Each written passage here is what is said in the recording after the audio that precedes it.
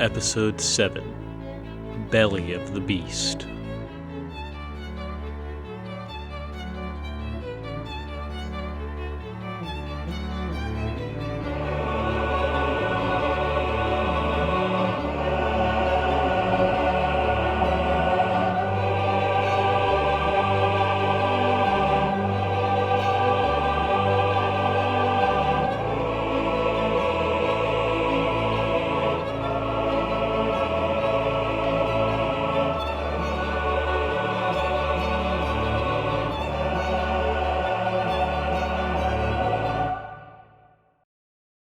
Waves of sorrow create a hard goodbye.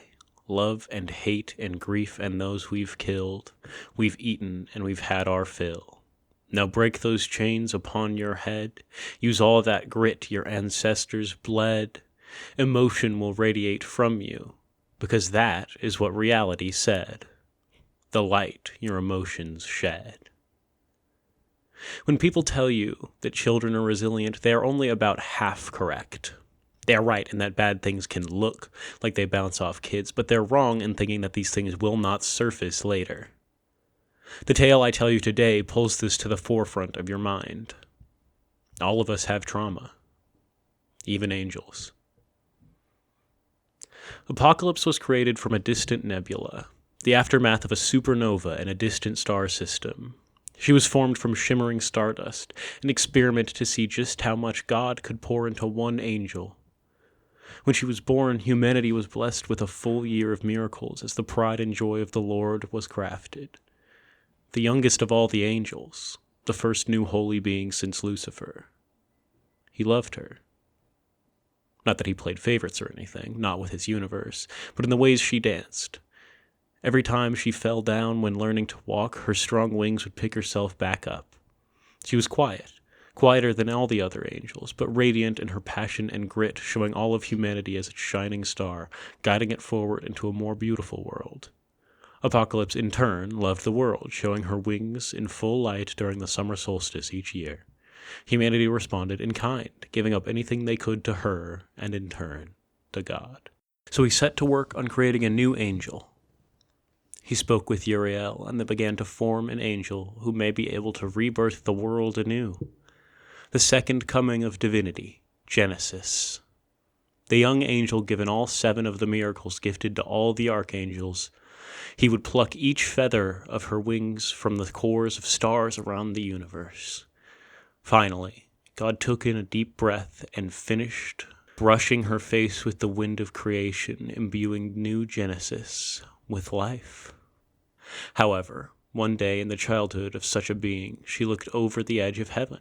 And hearing the singing of the people below, Genesis spread her wings and descended from the heavens. But when Genesis touched the ground below, she was surrounded by a hissing, fluorescent light, and people with masks covering their faces. She was caught within a circle carved into the dull tiles below her. She poked and prodded at the circle with curiosity, until the scientists entered the circle and began to hold down the innocent angel. She had no reason to think anything wrong was happening, until the pain began. For 7 days and nights, the doctors hacked and burned, crushed and rended the flesh upon her back, removing the wings without tact nor sedative. By the time heaven had realized its jewel was missing, Genesis already had her wings stolen from her. She wasn't allowed back into heaven.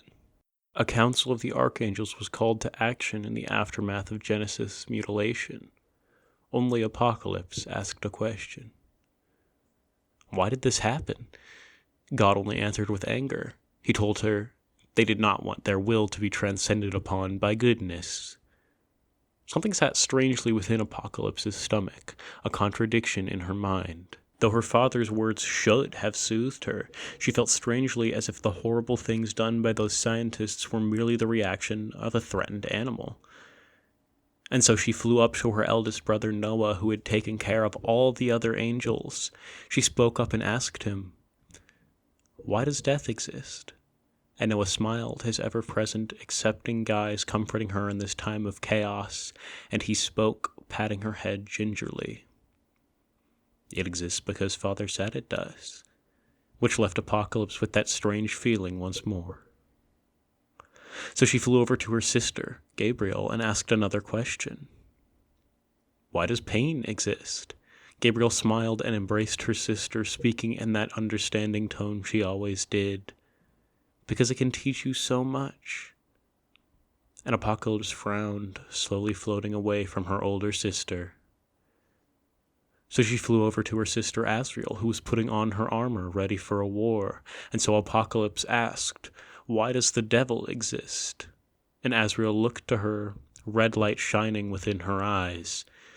Because we hate him. Apocalypse, being the next youngest angel before Genesis, couldn't help but feel as though those words were directed at her. So she floated down to the grounds of heaven closest to earth, now swarming with angels in armor, not ready for what humanity had ready for them. She found her elder brother just below Gabriel. Michael, why does war exist? He responded with a burning rage from deep within his heart, all understanding incinerated by righteous fury. Because punishment exists. Apocalypse slowly walked to the gates of heaven and peered down at the deep blue world beneath her feet. Then she turned back to heaven and spread her wings, beginning to dance with that stardust shimmering from her, wings brightening to a brilliance never seen in any other ritual of the solstice. The last time this ritual would take place. Her movements were not as fluid as an ordinary dancer's. They were powerful, measured, and precise, to show all what they could strive to achieve, and as the army of heaven watched her dance, they fell silent. They fell still. For a moment she thought that she could stop the war with a dance, but it is never that simple. Once her ritual was done, Apocalypse demanded a question of God, her voice carrying over mountains and across all oceans. Why are we here? Apocalypse, in all her goodness, was sent out of the gates of heaven, but not stripped of her divinity, for she did not rebel like Lucifer. It was merely her innocence talking, of course, her inexperience. But she was sent down from heaven.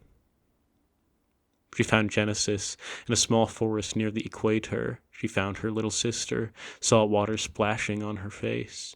She wrapped her in brilliant shimmering wings around and hugged her close. Apocalypse began to sing a gentle song for her sister. As a being of creation sings, it manifests not as an ancient language, not as demonic or celestial circles. It manifests as mathematics itself, the love letter to the universe. She called out for protection from her own father, to end his strange ways stuck in an era of pain and punishment. But in the song, speaking of her desire, she spoke aloud that which banishes any world to the wonderland. She spoke aloud the density equation. Summoned there, standing before the two girls, was a person, one clad in a paper dress, bloodied pages of a notebook scattered over their body. Upon their chest sat a singular rose, dyed with long since dried blood. Over their eyes was perfect darkness. Apocalypse recoiled a moment, not knowing what she brought to this world. "What are your wishes?"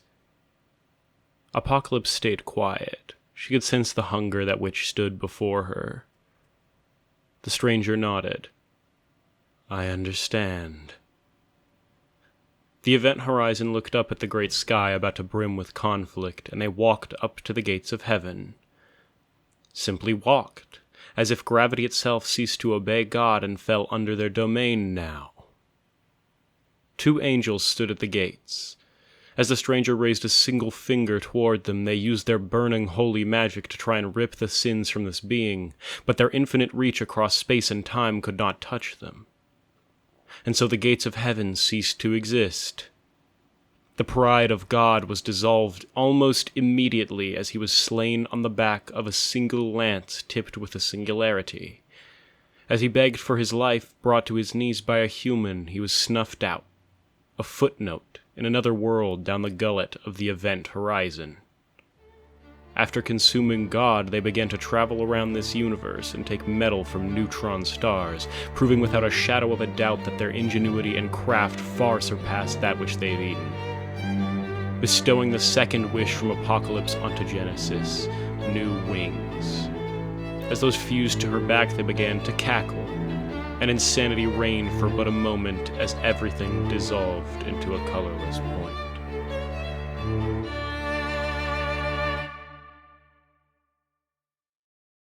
Wormhole Wonderland was created, written, and produced by Win Oates, with music by Dummis and Caleb Mazzota.